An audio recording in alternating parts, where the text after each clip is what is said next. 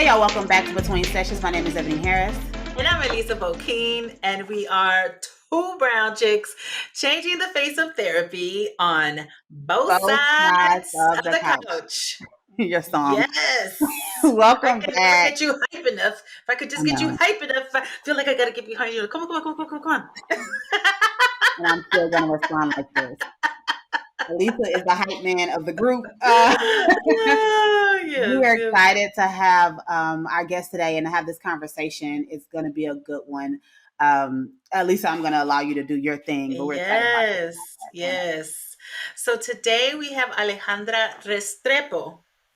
Correct. Correct. Yes. Alejandra Restrepo. She is a licensed psychotherapist in Texas, in the in the Houston. Okay, in the greater Houston area.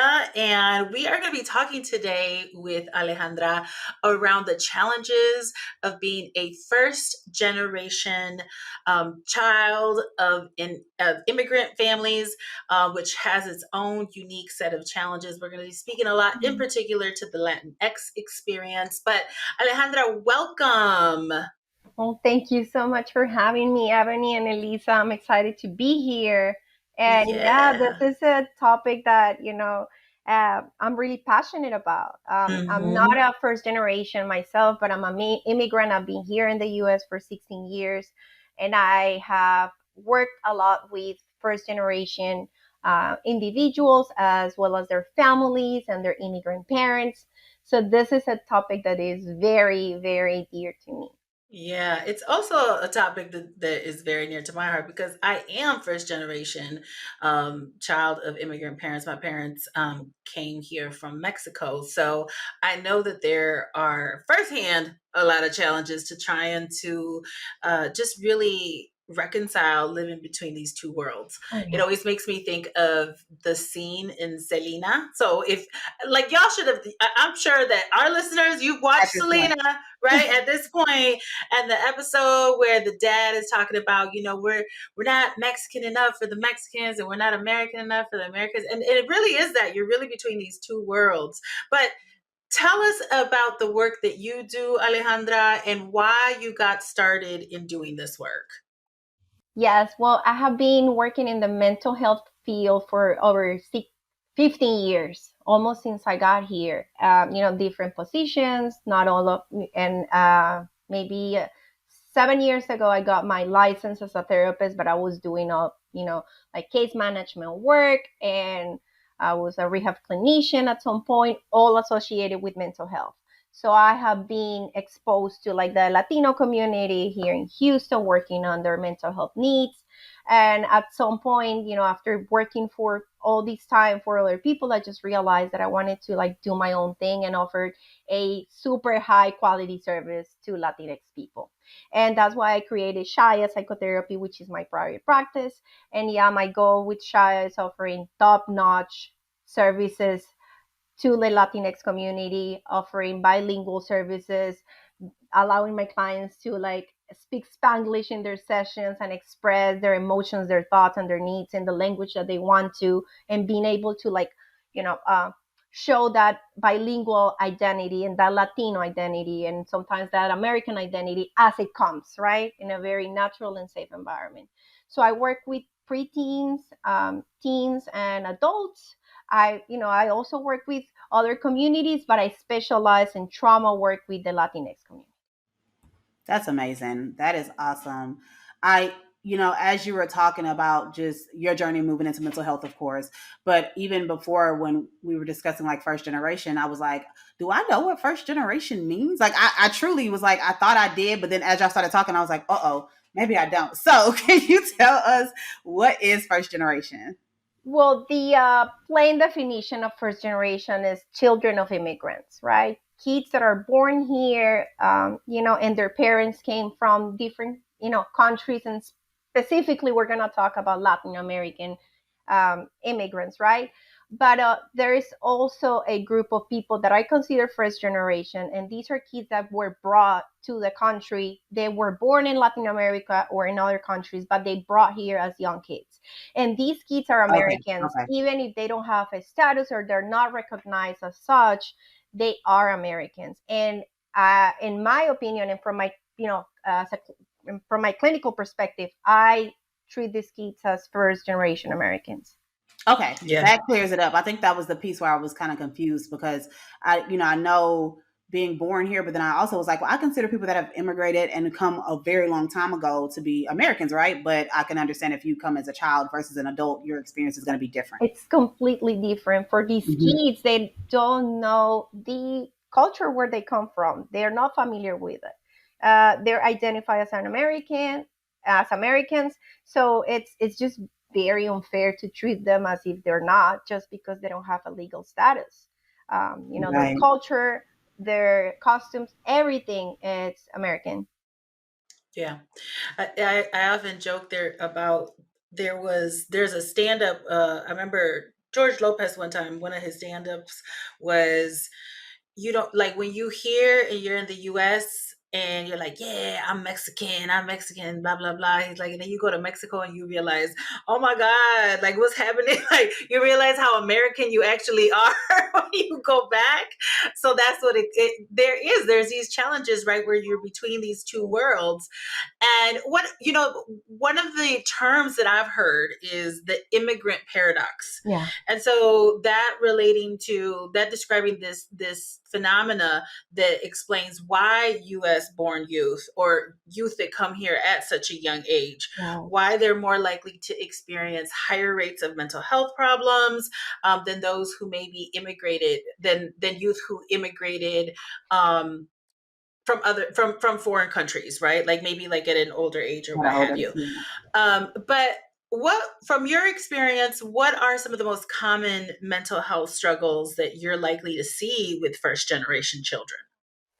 And before we navigate that topic, I just want to clarify something, that being first generation, when we talk about first generation kids and the first generation community, we cannot cluster them like in a group, because Sure. there are a lot of different things that determine how your life is going to be, how your mental health is going to be. For example, think about status of their parents. If you have your parents came here as citizens or permanent residents in the U.S., your experience Right. as a first generation American is going to be so different, compared to a child whose parents crossed the border. They have very limited resources. They probably didn't Yeah. have the chance to go to school in their native country.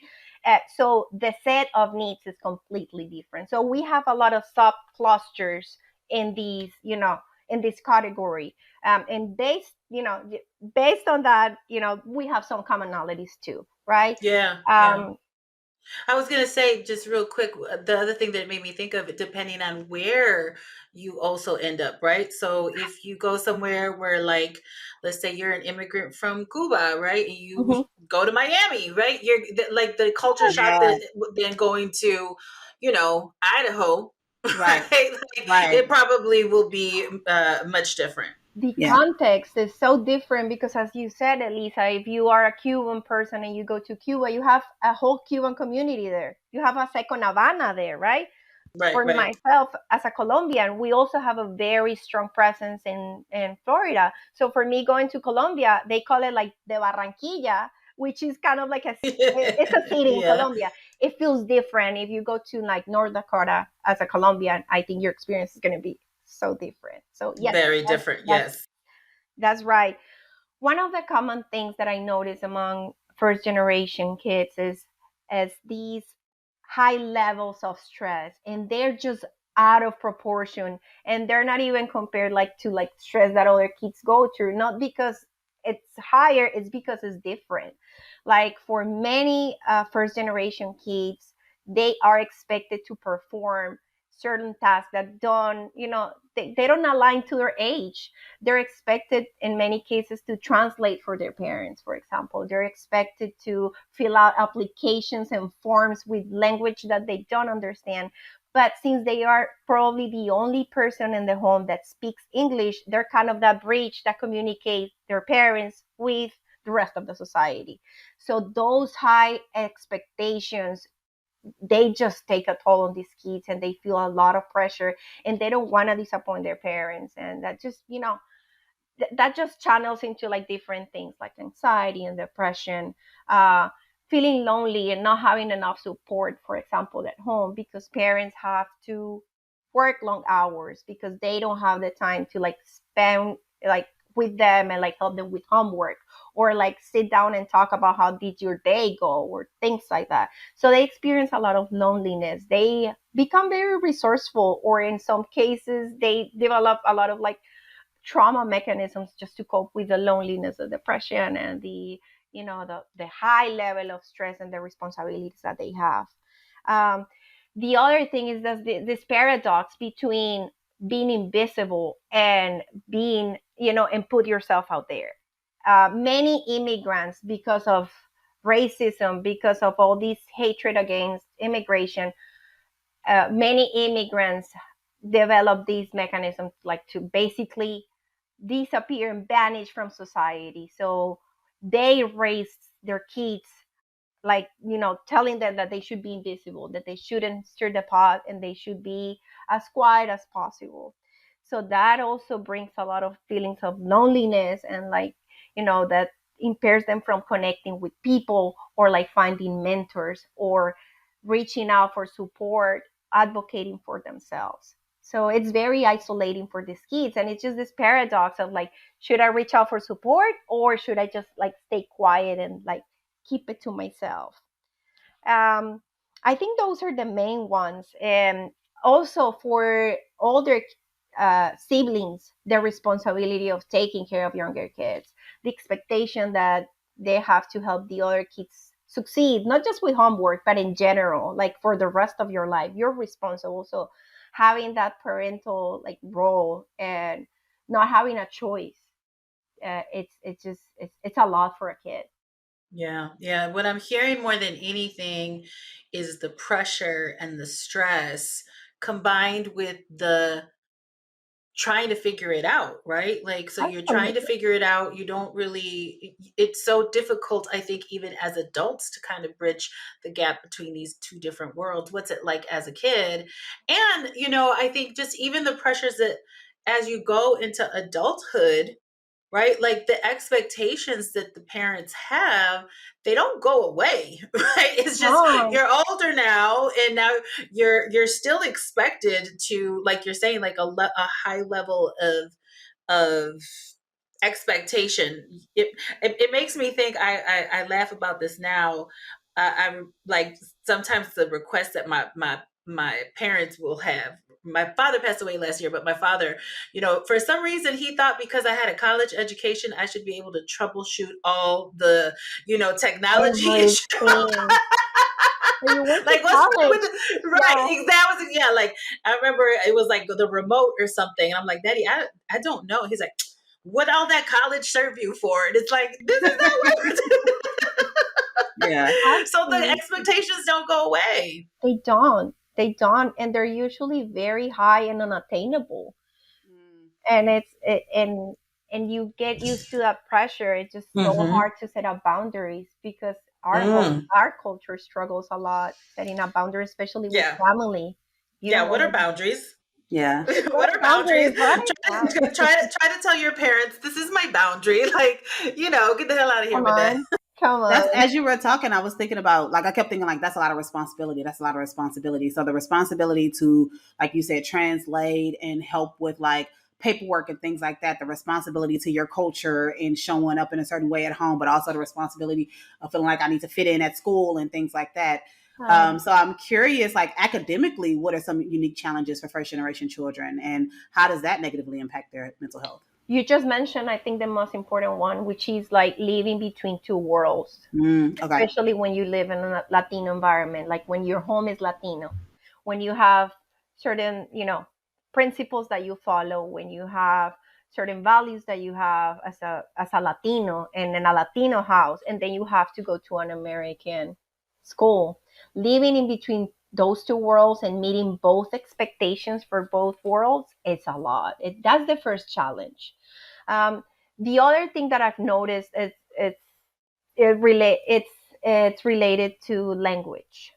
I used to work for a school program. I used to supervise a school program, and I saw a lot of misdiagnoses related to language. I noticed that a lot of kids, young kids would get diagnosed with speech delay or autism, and they didn't have those diagnoses.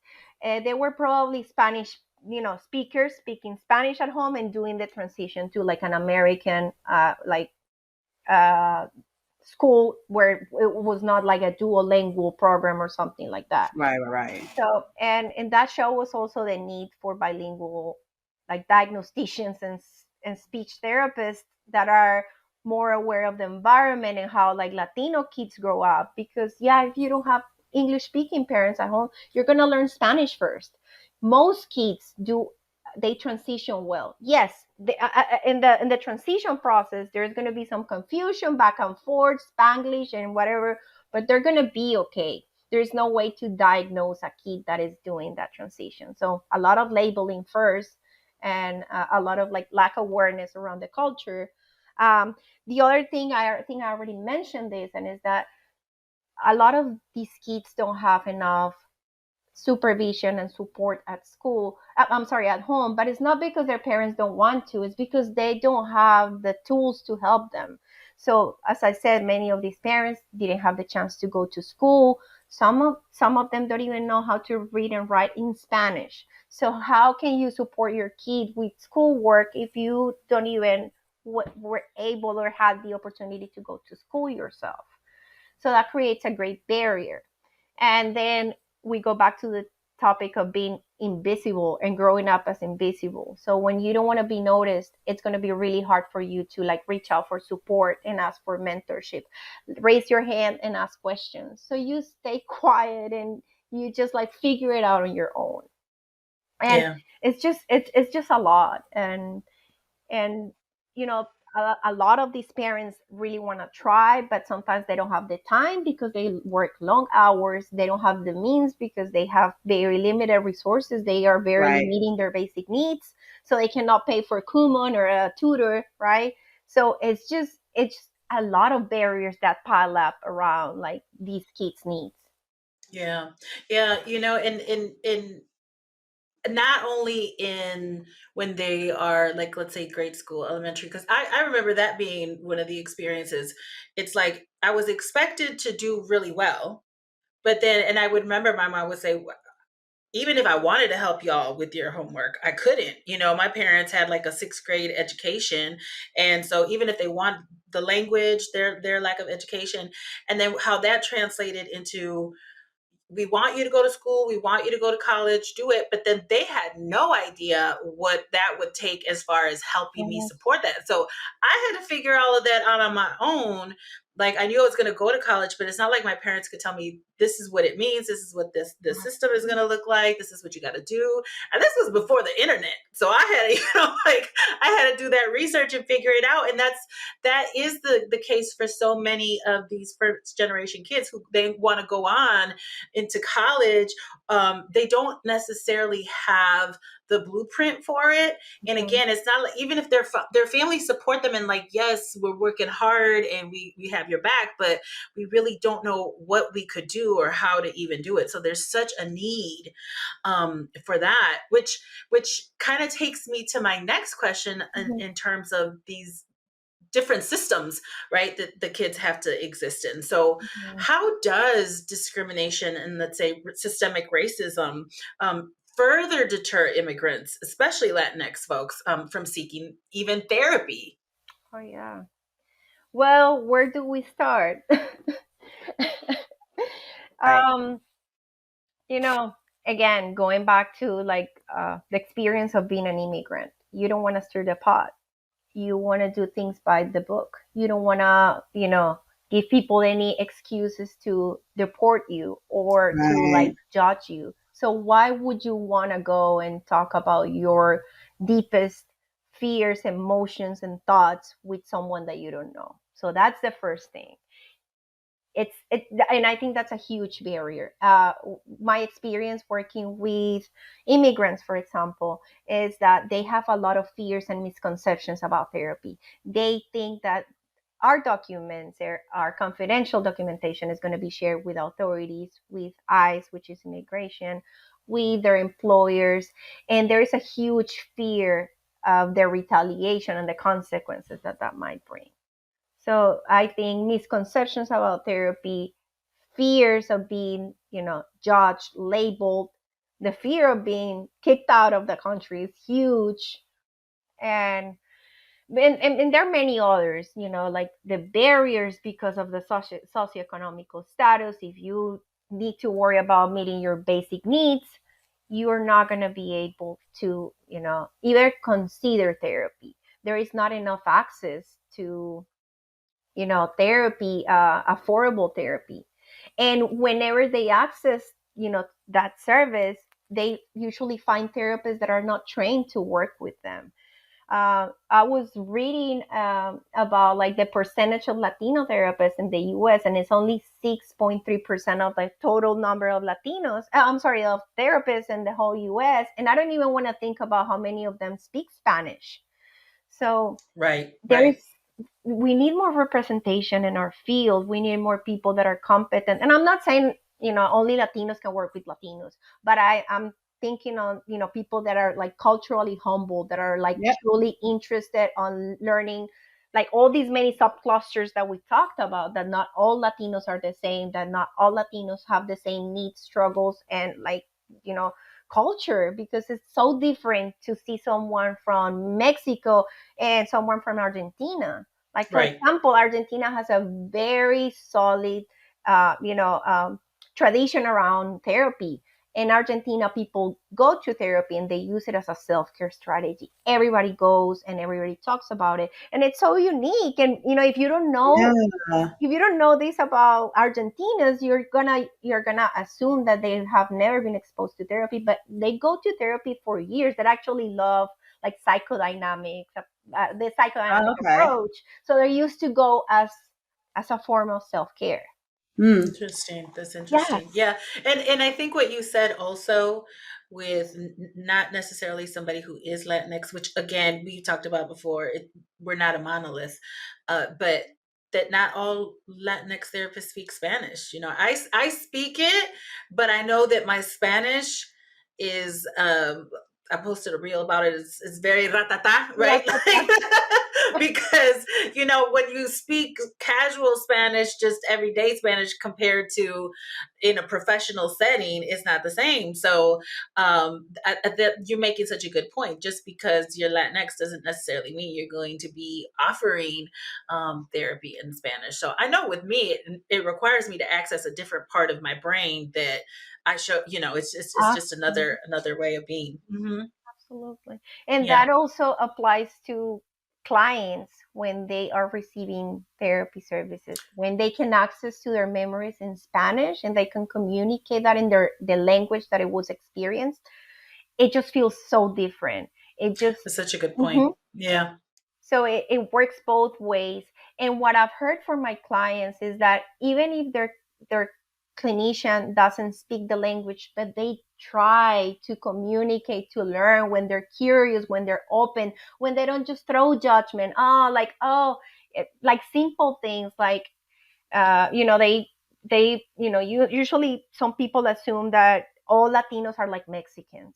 And that can be very offensive for other Latinos that Right. are not Mexican, not because Mexicans are great and they're Yes. wonderful, but we have our own Yeah. Yeah. culture. Exactly. We don't eat tortillas, for example. So don't make that assumption that we all eat tortillas, because that can be it just kind of like touch a very sensitive spot for some Latinos that want to be recognized Right. as Caribbeans, as Andinians, as indigenous, as white Latinos.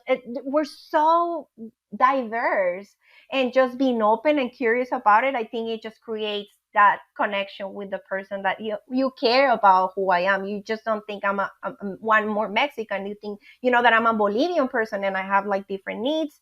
I have different experiences. Yeah, especially if you're in Texas. Yeah. If Yeah. you're in Yeah. Texas, like we Country are, colors. oh, so you're Mexican? Mm-hmm. Yeah, That's because a people that's a want to really be good point. seen. Yeah, people want to be Yeah. seen and heard for who you are. Yeah. Right.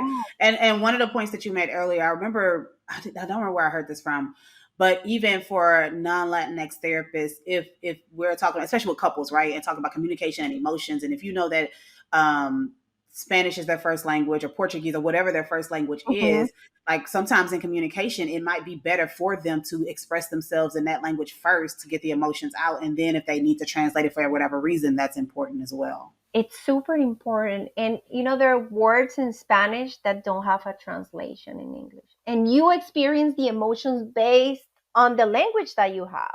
Right, How right. can you communicate that to someone if you cannot use that particular word?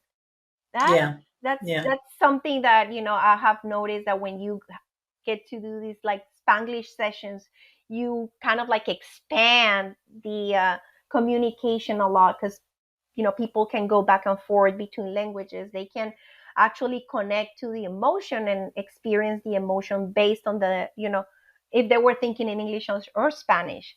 It makes a huge difference, so they can make all that whole like triangulation between the emotion, the language, and the memory. That's good. That's good. So we have had a few therapists come on and talk about imposter syndrome. And so, of course, I think you've even hit on it a little bit, but as a first generation, like what makes you more vulnerable to suffering from imposter syndrome? Well, I think Latinos we are in first generation kids are particularly vulnerable to like imposter syndrome, Hmm. especially when you are the first one in your family breaking all these generational Right. patterns and going to college, for example, and graduating from high school, and you're a pioneer in your family, so you have all these expectations from your parents, and they want you to succeed and do all these wonderful things, and that's wonderful, but that can be a lot of pressure too. And the other thing is like dealing with your Latinidad, like unfortunately we need to recognize that imposter syndrome is not just an internal mechanism that just works within inside you, but it's a societal thing, and it's something that is fed up with you know unsafe work environments, with lack of opportunities for people of color, just with like the way media portrays Latinos and people of color, right? So if you grew up seeing in television Latinas in the kitchen and cleaning, but you didn't see the Latina CEO, that really sticks into your head, and it's so Right. hard to recognize yourself and to recognize that you can sit at that table and that you have a voice that you can use and that you can advocate and you can be that CEO. So breaking all those stereotypes about Latinos, it can be really hard for someone. The other thing is that managing that Latinidad, like unfortunately, some work environments are not very Latino friendly.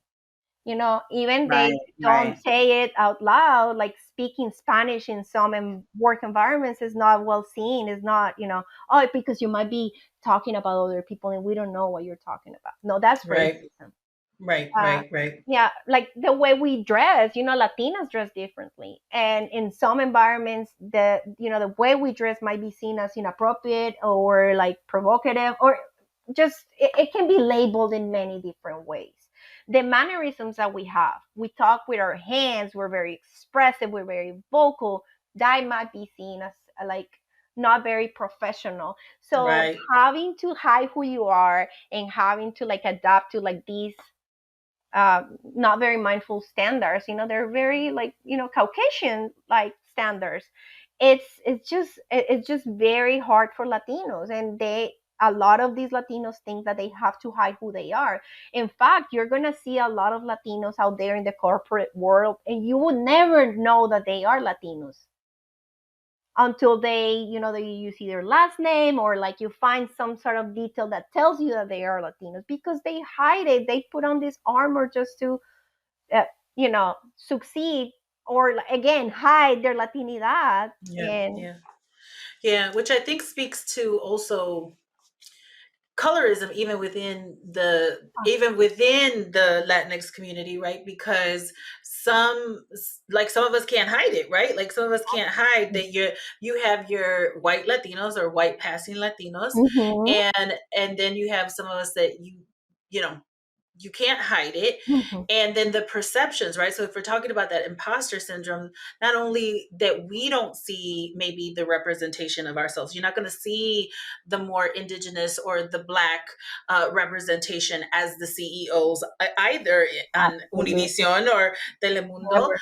And the world doesn't see us like that. I've often shared this story of me going to a professional convention workshop that I was at, and I was dressed in casual, business casual clothes. I got into an elevator. I was going to my room, and this white woman gets on the elevator and asks me, "What time do we come by to clean the rooms?"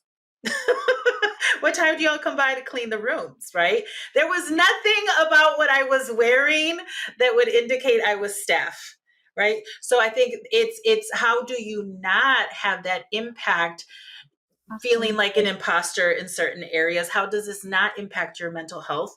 So with all of that in mind, right, what would you tell someone who is a first generation person who you Mm-hmm. are from here, right? But you're still not even treated as such. Not that you should be treated better, just because we're from here, but it's like I'm neither here nor there. What would you tell a first generation person about how they can begin to very intentionally care for their mental health starting today? Yeah. And I just need to say something about colorism because I think that's such an important topic, and I think in our community, I don't think we address that topic a lot. I think there is a lot of shame That's right. around that Yeah. topic, and Mm-hmm. I think the first thing and the first step that we need to take is to recognize that yes, we have different experience depending on the color of our skin or like how we look, and if we can hide better, right? That Right. thing that, oh, Right. if you I have this experience. It was actually very traumatic because I still remember it when I was in college. One of the professors told me, we were talking about multicultural and diversity and working with Caucasian clients. And she actually told me, if you don't open your mouth, you can pass as a Caucasian person. Your teacher told you this? Your professor? My professor, yeah, Wow. from our school. Wow. Wow. And and I'm saying from our school because we both went to the same Oh, school. oh, I need to okay, offline. You tell me who that I think she thought that was a compliment. was. Right, I think she thought, right. and I was just deeply offended by that. But I recognize that that might be true for a lot of Mm-hmm. people, and I recognize That, that. yeah, And it's just that's a topic for another podcast, maybe. But yes, your experience as a first generation American and as an immigrant, it's very different if you are an Afro Latina, if you are an indigenous Latina, or a white Latina, or a that's mestiza, right. which is a mix of like That's everything. right. Yep, It's yep. very different. So going back to your question, uh, what I would say to a first generation American is that it is okay not to be okay. That Mhm. you don't have to be okay all the time. That yes, it is okay to talk about your feelings, your emotions, and your thoughts and your needs with someone outside your family. That it is okay to seek out support, and that there is a growing number of therapists learning and training hard to be able to provide a high quality service to them, to their needs, and connect to like their culture and like kind of like understand them as a whole. That they don't have to conform with a generic therapist, that they Yeah, can find a Exactly. specialized person that they can Right. connect with. Like, yes, there are a lot of great therapists out there with great intentions, but we need someone that gets us and that that's gets right. our culture, and that we don't spend our 50-minute session explaining how Colombians, deal with conflict, or how Colombians, Mhm. experience trauma, and how we bring that trauma like into our daily lives. for Or example. the Colombians eat arepas and not tortillas. There you go. Thank you. Thank you. I would also tell them that yes, there is generational trauma that we bring with us, but there is also generational strengths, and we need to Yes, yes, talk about both because I feel that there is a like huge trend to talk about Definitely. intergenerational trauma, Yeah. and I don't think we are giving enough space to like intergenerational strengths. that's And I right. think we have badass strengths that we can use and that we can implement, that we're so resilient and we're so resourceful and creative. We're survivors and we can use that. I'm not glorifying trauma or anything like that, but I think trauma teaches a lot. All the post traumatic growth that our ancestors have gone through has brought a lot of like strengths that we can use and we can like use to our advantage in this society, and we can contribute a lot with those Mm. strengths. I um love that. I'm sorry. Post traumatic growth. I love that. Yes, yes, let's yes, yes, get yes. to that. I would also say that talking about our past, it's healthy, and that it's talking about our problems is healthy, that when we talk about them and we address them and we assign them a space in our lives, they have a lot less control over our That's lives, and we can have more meaningful and present lives. so um, true. That's really good. That's really I good. love Thank it. you for sharing that because it was a lot that you said that I'm like, oh, like she said, post traumatic growth. I love focusing on intergenerational strength. Like I'm like, okay, I'm gonna start incorporating all of this Right, to how I talk right. about because it's true. We do, and it's good that people are recognizing it and want to deal with it. But it's also like it's not all bad, right? And so we not also all have to bad. tap into the good as well. So I think that's great. So can you please tell us why do you think therapy is dope? Well, I think therapy is dope because it's basically a safe space where you can be yourself, when you can show who you are, when you can talk about your thoughts and how you feel, and you can experience all this range of emotions safely. That way you can learn to like regulate yourself and use those skills out there. I just feel that therapy is dope because it just helps you get to know yourself better and understand your past, your connections, your you know all these generational things that you bring with you, but it also helps you channel the strengths that we just talked about. um, Yes. it's a self-care need. It's a need. I mean, I just see it as a need. Yeah, absolutely. Absolutely. And one of the things that we love, of course, we love therapy. We're proponents of it, but we also love when therapists are able to tell us why why they also believe that they are dope. So Alejandra, tell us. I mean, again, we get to these to end of these. I say this all the time. It's clear to me why you all are dope, but why do you believe you are a dope therapist? I think I'm dope because I have dedicated my professional life to serve my community and the niche that I chose to work with. I have specialized, I continue to train. I try to get better every day personally and professionally to serve my community. I'm a dope therapist because I recognize my, weaknesses and the things that I have to work on. Because I also recognize the clients that I cannot help, and I'm honest and transparent about that. Yeah. Uh, and I have a wonderful support system with dope therapists that I can consult with, that I can, you know, process with, and that makes me a good therapist because working, in isolation in the mental health field is not the healthiest approach. So that makes me a dope therapist. I'm also a dope therapist because I go to therapy and I believe in therapy, and I sit on the other side of the couch, and I talk about my struggles. I talk about my fears. I learn strategies. So I'm able to be like in both roles, and I think that makes me a dope therapist. Yes, it does. Yes, So it does. I love awesome. this. This was so good. This was, This oh, my was. heart is so happy right now.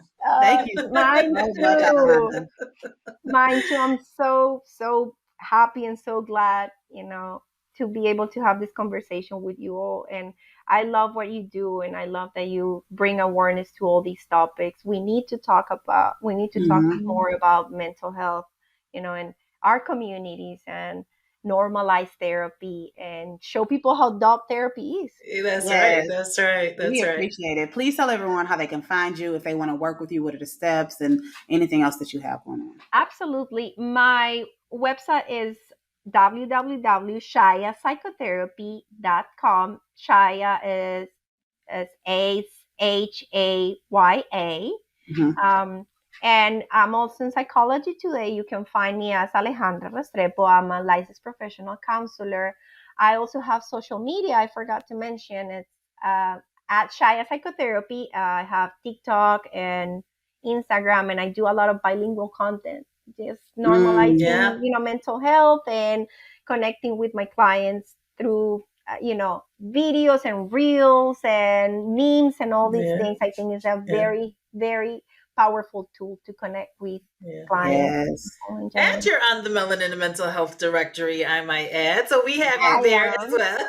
Absolutely, I am. Yes, Yes. Yes. yes, yeah. So make sure that y'all go follow her, support her. If you are seeking a therapist that specializes in first generation, that does Spanglish, that also works with Mm, trauma, Alejandra is the person for you. So thank you so much for joining. And we want to thank y'all for watching. As always, we will catch y'all next time. Follow us across social media at Melanin and Mental Health, Melanin Health on Twitter, and head over to www.melaninandmentalhealth.com to check out our dope merchandise, to find dope therapists like Alejandra, and if you want to listen to previous podcasts. We'll talk to y'all later. yeah. I like Bye. how you said Alejandra, I Ebony. I'm love working it. on it. I'm trying to do it. I really appreciate that. Yes. I try to Uh, pronounce names correctly.